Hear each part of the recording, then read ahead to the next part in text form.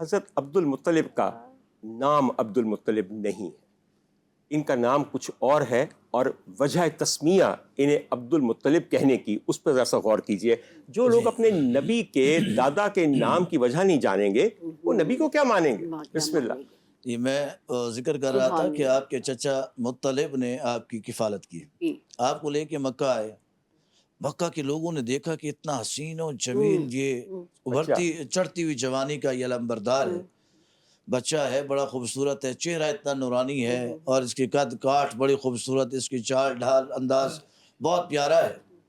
تو انہوں نے پوچھا، اے مطلب یہ کون ہے؟ آپ نے اس کا رشتہ یہ نہیں بتایا کہ یہ میرا بھتیجا ہے، یہ نہیں بتایا کہ اس کا حسب و نسب کیا ہے، فرمایا کہ یہ عبد مطلب ہے، یعنی مطلب کا غلام ہے، غلام یا بندہ اس کا بندہ ہے، عبد مطلب۔ اس کی وجہ کیا ہے؟ فرمایا اس ڈر سے نہیں بتایا کہ کہیں کوئی لوگ اس کے مخالف نہ ہو جائیں، بالکل صحیح، اس کو نقصان نہ پہنچائے۔ اور جو مطلب تھے آپ کے چچا، ان کی وجاہت اور جوان مردی بڑی معروف تھی۔ بہت بے انتہا۔ انہوں نے کہا کہ میں ان کی کفالت کرتا ہوں، جیسے حضرت امیر حمزہ کی جوان مردی، حضرت ابو طالب کی جوان مردی، بے شک وہ ڈنکے کی چوٹ پر نبی رحمت صلی اللہ علیہ وسلم کے صاحبہ بن کے رہے، اور اس انداز میں رہے کہ کسی کی میلی آنکھ کی جرت نہ ہوئی بے شک، کہ نبی رحمت صلی اللہ علیہ وسلم کی طرف وہ بڑھ سکے۔ ایسے انہوں نے کہا عبد مطلب ہے، اور بعد میں آپ عبد المطلب ہی کے نام سے آج معروف ہو تک گئے، زمانے میں مشہور ہے، مشہور ہو گئے۔ بے شک۔ اور سیدنا عبد المطلب رضی اللہ تعالی عنہ کو اللہ تعالیٰ نے ایک انوکھی شان عطا فرمائی تھی، فیاضی بھی تھی آپ کے اندر، خاندانی وراثت تھی، سخاوت بھی تھی، شجاعت بھی تھی، جوان مردی بھی تھی، حسن بھی تھا، اور حق حسن پرستی بھی تھی، بالکل جی، اور ایسا حسن تھا کہ جو دیکھتا تھا وہ دیکھتا ہی رہ دیکھتے رہ جاتا تھا۔ جاتا تھا، بے شک تو آپ مکہ کے رئیس ترین افراد میں آپ کو شمار تھا، رئیس ترین۔ بے شک بے لوگ شک۔ کہتے ہیں جی نبی کریم صلی اللہ علیہ وسلم کا گھرانہ بڑا غریب تھا، میں نے کہا ثابت کیجئے کیسے غریب توبہ تھا۔ استغفار اللہ۔ میں نے کہا جن کے دادا کے 200 400 اونٹ چراگاہوں میں چرتے ہوں، وہ پوتا کیسے غریب ہو سکتا بے ہے؟ شک بالکل۔ کائنات پوری جن کے زیر پا ہو، وہ کیسے مفلس اور غریب ہو میں سکتے اظہر ہیں؟ بھائی جلدی سے چاہتا ہوں کہ کچھ واقعات کا تذکرہ یہاں پہ ہو جائے جن کے اندر کلیدی کردار اور مرکزی کردار جناب حضرت عبد المطلب کا ہے۔ جی یہ دادا ہیں میرے سرکار کے۔ اب سرکار کی پیدائش سے کچھ عرصہ پہلے کی میں بات کرتا ہوں، اور اس کا ذکر اس لیے کر رہا ہوں کہ جو فیض آج تک ہر عمرہ پہ جانے والا زائر، ہر حج کرنے والا حاجی اور حجاز میں رہنے والے تمام شہری اس سے فیض یاب اور سیراب ہو رہے ہیں، وہ ہے معجزہ زمزم۔ اچھا سر جی، معجزہ زمزم تب نظر آیا اس دنیا کو جب ذبی اللہ نے اپنی ایڑیاں رگڑی ہیں اور وہاں سے آ گیا پانی۔ اب یہ فرمائیے کہ جب وہ دنیا کی آنکھ سے مخفی ہو گیا، وہ بھی جد نبوی ہیں، دوبارہ یہ کام بھی جد نبوی کے ہی ہاتھوں ہونا تھا۔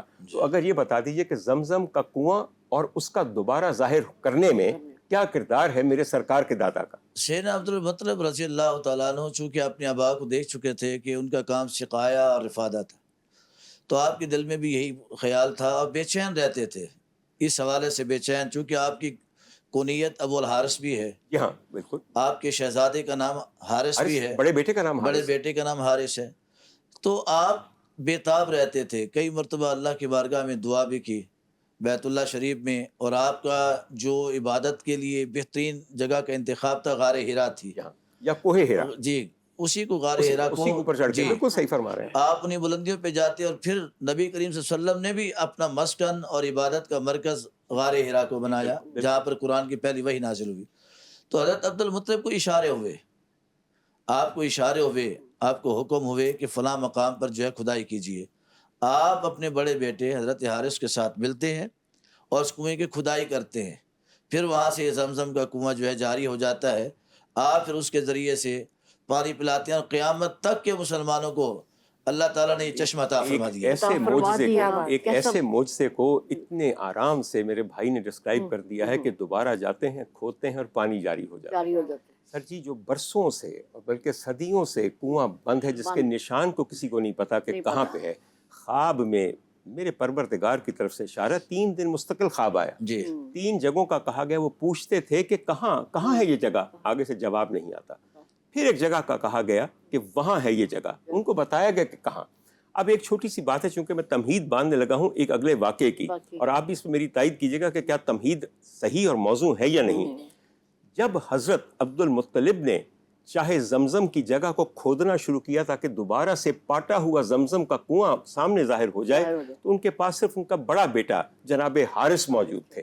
انہوں نے دل میں کہا پروردگار، ایک میں ہوں کدال کے ساتھ اور ایک میرا بیٹا ہے کدال کے ساتھ، کام مشکل ہے، صدیوں سے جو چیز بند ہے، کاش تو مجھے 10 بیٹے دے، اور اگر دیتا تو میں سب کو اس کام میں لگاتا، اور اگر تو مجھے 10 بیٹے دے گا تو میں تیری راہ میں اپنا ایک بیٹا قربان کروں گا۔ سر یہ ساری سنتیں کس کی ہیں؟ ان کے اجداد کی۔ اچھا سر، ابراہیم علیہ السلام۔ اب سر مجھے یہ بتائیے کہ کنواں ظاہر ہو گیا، میں یہاں پہ ایک وقفہ آپ اس لیے کہہ رہا ہوں کہ لوں، کنواں ظاہر ہو گیا، جب پانی وہاں پہ یوں جل تھل آ گیا، پہلے 2 سونے کے ہرن نکلے، اشرفیاں تلواریں نکلی۔ اب حضور والا قریش فوراً آ گئے کہ ہمارا بھی اس میں حصہ ہے، یہ تو ہماری بھی آبائی زمین ہے، اور جھگڑا شروع ہو گیا۔ اس کے لیے کیا کیا گیا؟ دیکھیں، اس پر محنت جب ایک انسان کرتا ہے، اس کا ثمر آتا ہے، تو پھر اس کے مالک بہت سارے پیدا ہو جاتے ہیں۔ بے شک، یہ تو طریقہ کار آج کے دور میں بھی چلتا آ رہا ہے، بالکل چلتا آ رہا ہے۔ اس وقت بھی اہل قریش نے جھگڑا کیا، انہوں نے کہا کہ ہم جو ہے نا اس کے اوپر قابض ہو جائیں۔ بالکل بالکل۔ تو لیکن اللہ تبارک و تعالیٰ کی طرف سے جو ایک انتظام اور انصراف کا سلسلہ تھا، وہ چونکہ کائنات کی ابتدا سے چلتا آ رہا تھا، وہ مالک کے تھرو ہی اس کو سارا پائے تکمیل تک پہنچنا تھا۔ تو اللہ تبارک و تعالیٰ جل شانہ نے حضرت سیدنا عبد المطلب کی فتح اور نصرت کی، اور یہ آپ ہی کی ذمہ داری اس پر عائد ہوئی۔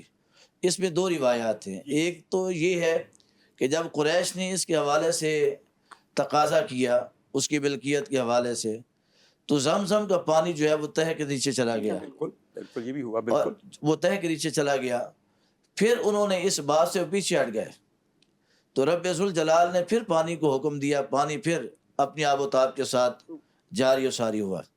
اور اس میں ایک اور روایت بھی آتی ہے کہ زمزم کا کنواں جب دوبارہ اپنی روانی کو آتا ہے تو کچھ عرصے تک اس کا پانی جو ہے اس کی لذت وہ والی پہلے والی نہیں رہتی ہے، اس میں فرق ہوتا ہے۔ پھر کچھ وقت گزرنے کے بعد جب نبی رحمت صلی اللہ علیہ وسلم جلوہ گار ہوتے ہیں تو آپ اپنا لعاب دہن اس کنویں کے اندر ڈالتے ہیں، اس کے بعد یہ کنواں پھر میٹھا ہو جاتا میں ہے۔ اپنے بھائی کی بات کو مزید بڑھانے کے لیے، یہ باتیں ہیں لطف لینے کی۔ آپ یقین کیجیے جس طرح تہہ دار گفتگو ہوتی ہے، یہ تاریخ بھی تہہ دار ہے، اور اپنے ذوق عقیدت کو بڑھانے کے لیے جھگڑا، اور وہ بھی عرب کر رہے ہیں نصرت بہن، تو ایسے ضدی ہوتے ہیں، ایسے جھگڑالو، مجھے بتائیے ان کا جلال، اور وہ قریش کے لوگ، انہوں نے کہاں ماننا تھا۔ پھر سے جب لڑائی بہت بڑھی تو اقصا ہوا یہ کہ انہوں نے کہا کہ فیصلہ کرواتے ہیں کسی سے۔ اس زمانے میں ایک کاہنہ بہت مشہور تھی، میں کاہنہ کا لفظ اس لیے استعمال کر رہا ہوں کہ مجھے یقین ہے کہ اقصا نے اور رانیہ نے اور بشرا نے پہلی دفعہ کاہنہ کا لفظ سنا ہے۔ مجھے کہیے میں غلط کہہ رہا ہوں؟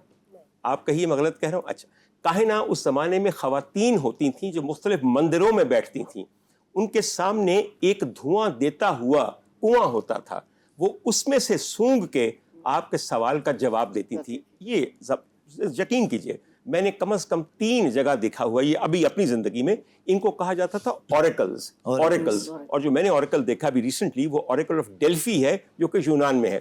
سو یہ ڈیسائیڈ ہوا کہ ہم شام جائیں گے، کاہنہ شام کو کہیں گے کہ تم بتاؤ کہ حق کس کا ہے۔ خیر یہ قافلہ چل پڑا، درمیان میں ایک صحرا آیا بے آب ہو گیا، وہاں پہ پانی ختم ہو گیا حضرت عبد المطلب کے ساتھیوں کا، تو وہ رک گئے اور پیاس کے مارے برا حال، پانی تھوڑا سا باقی لوگوں کے پاس، انہوں نے کہا پانی دو گے؟ کہنے لگے بالکل نہیں دیں گے، ہم تمہیں پانی دیتے ہیں تو ہم مر جائیں گے پیاس سے۔ اس بات پہ حضرت عبد المطلب نے جہاں اپنی اونٹنی رکھی تھی وہاں سے اٹھائی کہ نہیں، میں خدا کے اوپر یقین کر کے ہمت کر کے پانی تلاش کر لوں گا۔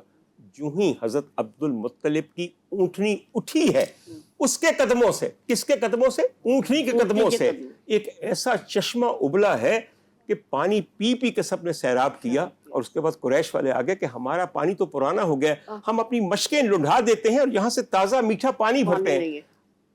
میری جان، میں نے یہ بات کیوں کہی ہے؟ حضور والا جو معجزے سرکار کے ان اجداء کو حاصل ہوئے جن کو آپ حضرت اسماعیل کہتے ہیں، ارے نسلوں بعد عین ان کے قریب آ کے وہی معجزے اور وہی صاحب کرامات کون ہیں؟ سرکار کے دادا جان ہے۔